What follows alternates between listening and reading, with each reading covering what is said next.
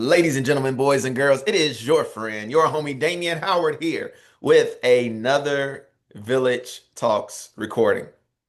Y'all, I am doing something very different, very unique for this episode, and you all are going to see why it's so special in a moment when our guest introduces herself.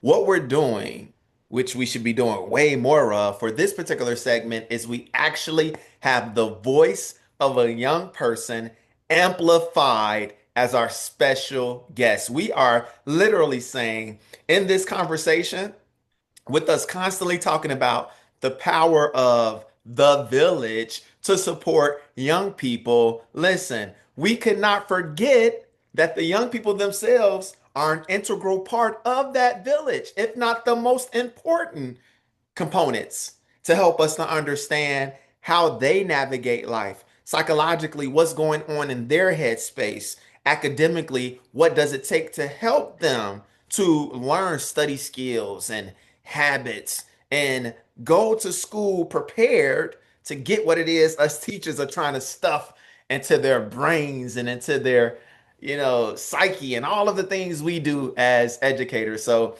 y'all, Jane O from the Lexington, Massachusetts area is our guest today. And Jane, I just want you to go ahead. If you have to unmute. I'm already seeing you on camera.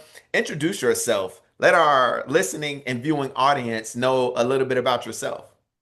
Yeah, hi everyone. As Damien introduced me, I'm Jane O, and I'm from Lexington, Massachusetts, and I'm currently a sophomore in high school, and I'm the founder and director of MentorArc.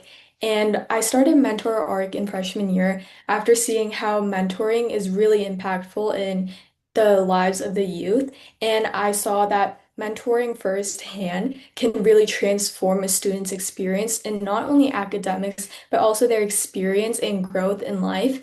And I think that was the most important aspect that drove me to start this organization.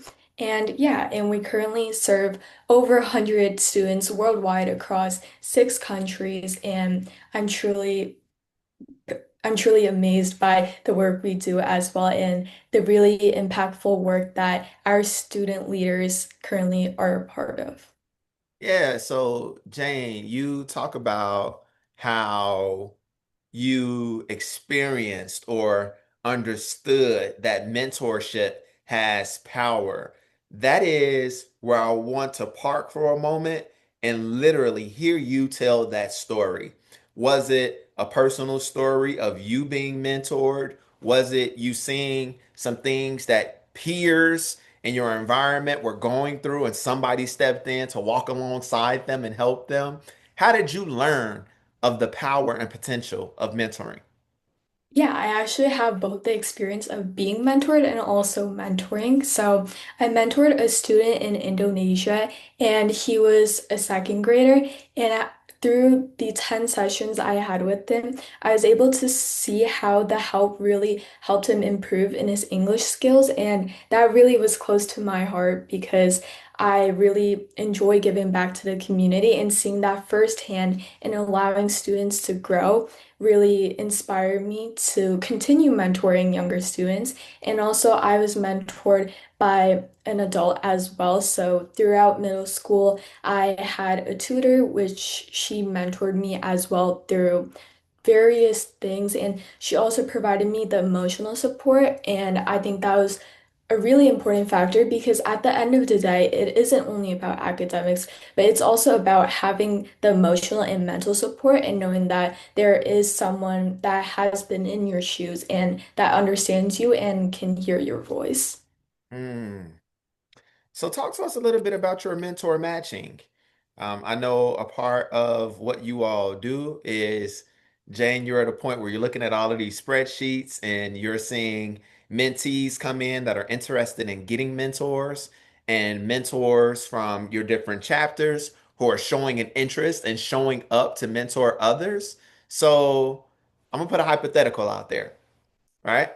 So my daughter, Jane, I'm literally my daughter. She's 15 years old. You probably 16 yourself. I'm actually 15. I turned 16 in August. You're 15 as well, so you're my Yeah. daughter's age, right? And she is a volleyball player. I'm biased, so I'm going to call her, for the sake of this conversation, a volleyball star.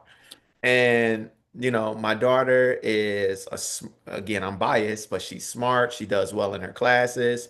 She has a bunch of honors classes. And if you were to ask my daughter, like sometimes I just randomly ask her, Jane, I say, "Hey, Gabby, don't you want to talk to the social worker at your school?" You're familiar with the concept of social workers, right, Jane? Yeah. I'm Yeah. like, "Don't you want to talk?" And I think sometimes when I ask her that, she feels like I think something is wrong with her. And it's not that I think anything is wrong with her. I just know sometimes she needs, like you said, that positive person outside of her parents who are always kind of drilling her on this or that. And also, we try to be emotionally supportive, like you said, right? So I'm just like, maybe you need another person. So, anyway, Jane, that's my daughter. I told you a little bit about her. When you start to think of like matching her, what would be your process? And again, Jane, if it helps geographically, I'm in the Chicagoland area. How would you match my daughter with a mentor?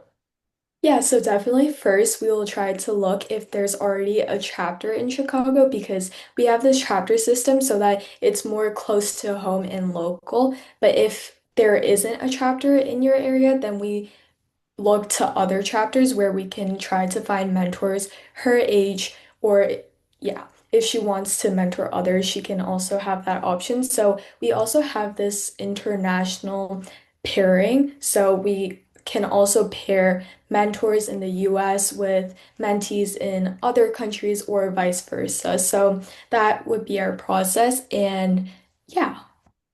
Yeah, so Jane, why are you so when as soon as we got on the call, I'm a person who's easily excitable. I can tell that you have a lot of passion about what it is that you do as well. So it's easy to talk to you. And immediately you started telling me about connection points and mentorship that's happening because your organization exists in Uganda, that's happening in Mexico City, and how you all are going beyond mentorship and understanding that sometimes some additional, what I call wraparound support or wraparound services, are necessary as well. I'm just curious, all of that being said, why wouldn't you just stay in Lexington, right? Because it could have been one path for you to just look at your peers. Let me ask you this question, and then I'm going to get back to my train of thought. When you look at your peers and you see what's going on in your high school environment, do you think some of your peers can use mentorship and mentoring? Yeah, Do definitely. you feel like they're tapping into the power of mentoring to the ability that they can, or do you think that there's some room for growth in your high school? Can more kids use mentors in your high school, is what I'm trying to ask. Yeah, definitely. I think there is more room to grow. We currently do have a peer mentoring system at the high school that I currently attend, but I think we definitely could go above and beyond to grow upon that. Okay, so I'm trying to be clear and I want to stop and I'm going to continue my train of thought in a moment. I want to be very clear, June, that this isn't Jane, excuse me, June, Jane, that this isn't one of those moments that the adult is trying to come in and tell you what you're doing is wrong or you need to fix it up. I'm just literally trying to understand something. You could be doing more where you are, but there's something about your initial inspiration that from day one, you had a decision to say, we're going to be international. We're not going to be limited. And that's really what I'm trying to understand right now. Like, you could have just stayed in your backyard and done the work right there where you are, but something inspired you to reach out. Talk to me about that. Yeah, so I definitely thought about being local. We definitely did start off local, but then I thought deeper. I was like, who is stopping me from growing this to its full potential? I wanted every student, no matter where they live, to access this free peer mentoring led by mentors that have been in their shoes. So I didn't want it to be limited to one location. So I was like, okay, let's get this started and let's make this international and impact as many students as we can. Wow, wow. It looks like this is so random. You're in like a shared workspace. Are you in like some workspace right now? Yeah, I'm actually at the office in my apartment because I live in an apartment, so we Okay. have this like off shared office space. So the random question came from the fact that you just impress me as a person who just gets it done. And one of the things that a lot of people do here locally, Jane, is like, for instance, me, I have the option to work from home, but I also will go downtown sometimes and go into workspaces that have these little kind of, I don't know what you call those. It's almost like the old school telephone booths where you can go in and have silence and peace. And I just kind of got that vibe. But yes, it's in your apartment building, but your whole thing was you wanted to have a professional look to this. You wanted to make sure that there weren't interruptions. And I like just the way that you think. There's a creativity and like innovation implicit in you that you're gonna get it done. What you just told me a moment ago is like something in your mind said, let's keep this local. But then there was a part of you, it's that innovation, it's that visionary that's in you that said, I am not going to limit myself, right? And that's what, oh my, Jane, you just don't you probably do understand. Like us as adults, oftentimes we get to a place where it's just like we might have those type of grandiose visions and we want to do big things, but I got these bills, I got these kids, and I have all of the things. And sometimes it limits us. And I often tell young people when I'm in some of my teaching sessions, I'll look at the young people, Jane, and I'm like, listen, if you all have a structured plan and you take it to the mayor's office and you tell them the change that you all think that you need, and you say it with a sense of urgency and conviction, Jane, and with the level of high articulation like you're showing on this call, they can, you all, your generation can get things done way faster and more effectively than I could. Right. So I just wonder, let me stop talking right there. Is there anything that comes to mind of as I just take that moment and celebrate and amplify who I know you to be just in these few minutes together? Yeah, so like you said, I definitely think youth has so much power. Like my generation has so much power to go out in the world and create change. And sometimes we're scared or sometimes we're afraid that our voices might not be heard. But I think it's important to overcome these barriers and overcome these limitations and not be afraid to speak out and stand up for ourselves to empower the youth and really change our future and shape our future because it's within our hands and we truly have so much power to create the next generation and beyond that. Who taught you that? Who taught you what you just said? It had to be some type of nurturing environment that you were introduced to that makes you think not in a limited way, but in a limitless way. The way that your brain is oriented is you see endless possibilities that are afforded to you if you're willing to do the work. Who taught you that, Jay? Yeah, so I'm actually in this other nonprofit organization that's in Lexington, Massachusetts, and they have a student ambassador program where they allow youth to step up in the board of adults. Like they have board meetings regularly and it's all adults, but this student ambassador group, they let us do so many things that fosters our creativity and growth and is truly amazing and beautiful. And I volunteer at their events. I design their pamphlets. Mm. I do so many things for them, and it's honestly very precious to see how adults aren't afraid to let us speak up if we're willing to and take action. Yeah, I love that. I love that. So let's go back to the concept of this particular show. It's called Village Talks. I'm curious, Jane, what does that concept of a village mean to you? And when you think of this village concept, when have you seen it at work in a way that makes a special impression upon your mind? Yeah, so village really means community and everyone coming together to create change and inspire this new generation. And I definitely see it everywhere I go. I see numerous communities around me, and I think it's so important. And the village part really sticks with me because I think without the village aspect, without the community aspect, I couldn't have been here today. Mm. Like my organization, we are a village. We are a group of students that are passionate about creating change and making the next generation possible. Jane, I am curious and be careful. I want you to be mindful of your answer because, I don't want you to say anything where your parents are going to watch this and they'll be like, why did you say that? And I'm not trying to get you in trouble. So I give that caveat before I ask the question.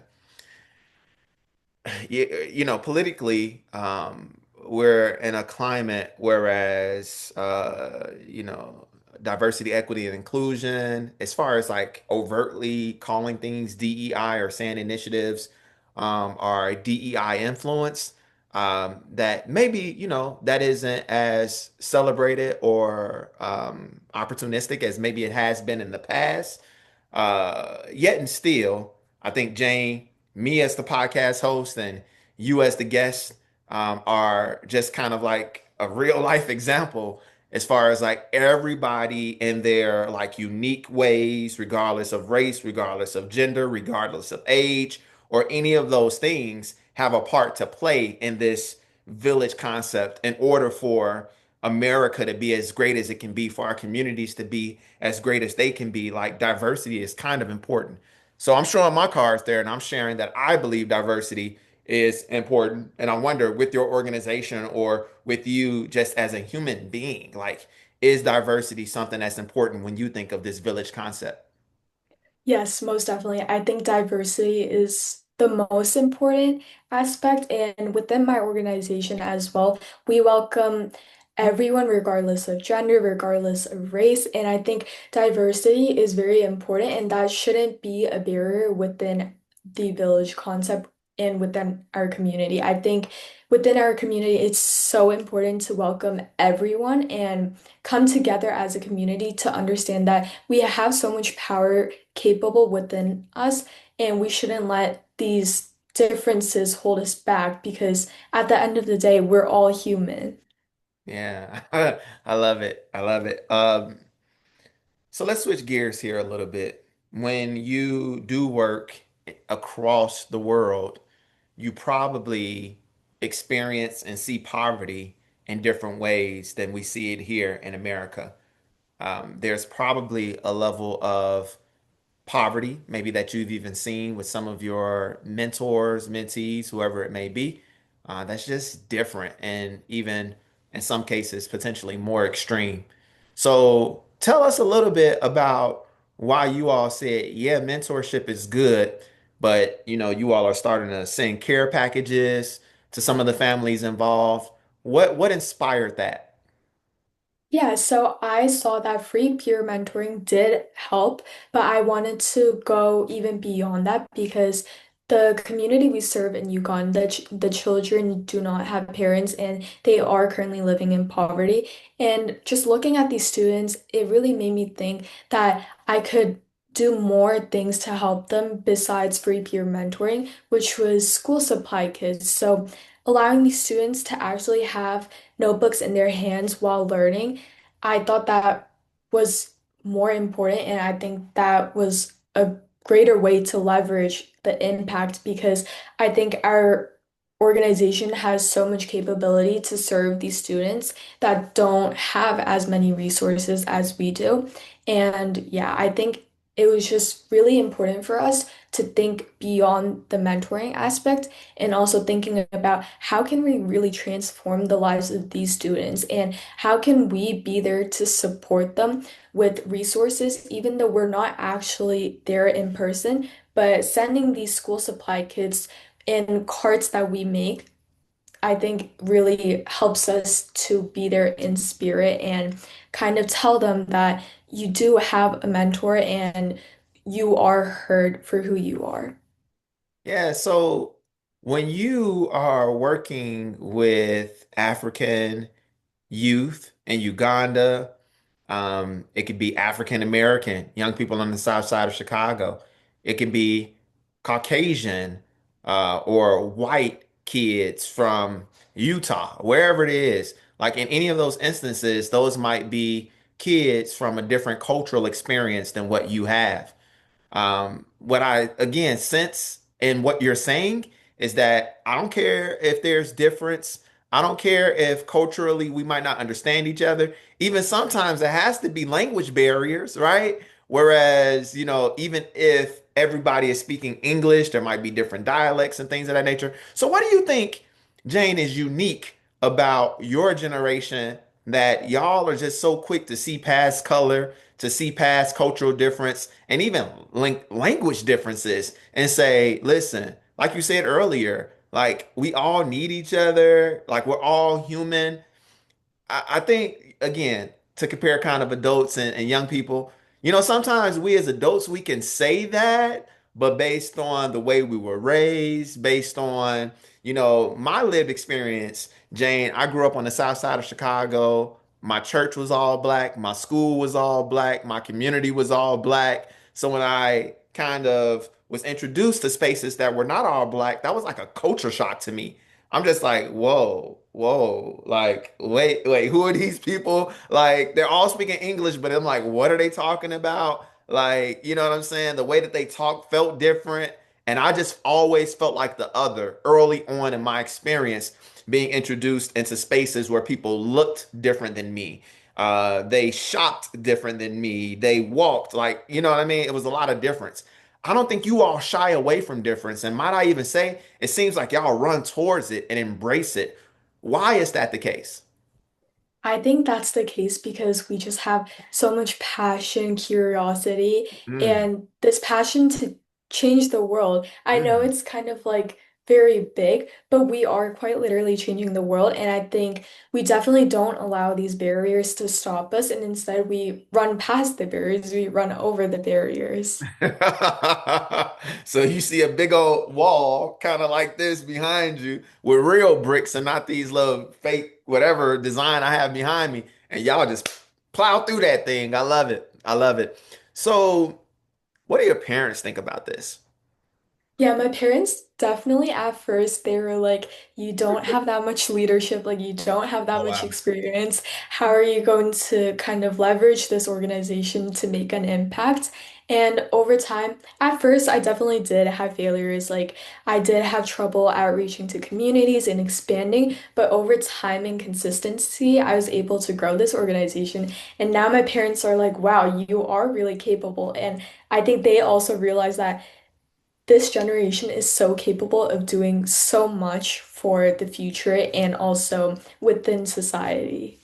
Your mom and dad, I just want to say something to them. So whenever I share this recording with you, show this to Mr. and Mrs. O and let them know they did a fantastic job with because again, what you heard me say earlier when I was kind of asking you where did this come from, there had to be some level of like nurture or like caregiving that was intentional to build you up to who you are. And yeah, it's this leadership program, that nonprofit for sure, but there's also an environment within your home that allows you to be the full version of who you are. And what I love about that environment is that there's a lot of truth telling there as well. There's this sense of we're not trying to kill your dream or vision, honey, but we're also going to be super real with you. You don't have a lot of leadership experience, right? But we do see this as an opportunity for you to build that, and we're going to be right there with you as you build it. So salute to Mr. O. Salute to Mrs. O. Y'all are fantastic people, and we know it because of